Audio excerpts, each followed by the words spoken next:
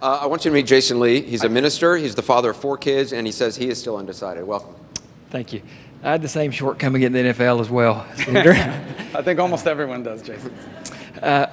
Most GOP candidates point to Ronald Reagan as a model president they look up to. So I want to ask in terms of looking at him as a model for immigration and refugee resettlement. He had the refugee resettlement annual cap as high as 200,000 in one of his terms.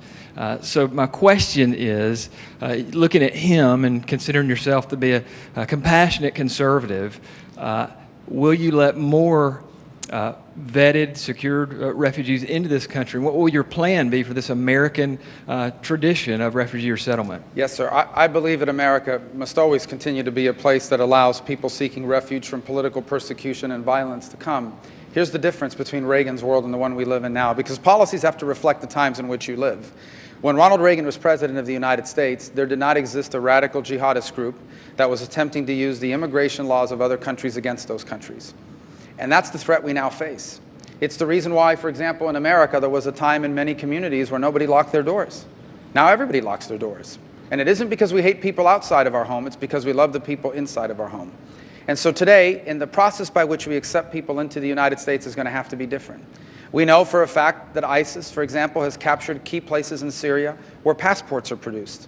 And so you've seen open source reporting that today ISIS has the capability of basically creating legitimate Syrian passports, except the picture and the name is not exactly who it says it is. This is a real threat for America.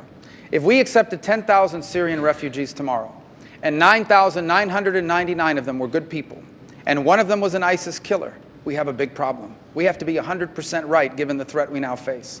So what I've said is it's not about a religious test, it's not about discrimination. It's just that we have to be 100% right. And that means that our vetting process must be stricter than it's ever been. And here's the hard truth. It's almost impossible to vet people now from that part of the world. We don't have a database to rely on. You can't just call up 1-800-SYRIA and ask them, do you know so-and-so, and do you know who they are and why they're coming? It's just become harder and harder to vet people from certain parts of the world.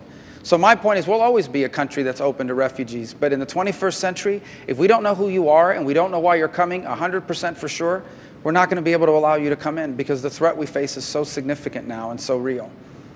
Thank you very much.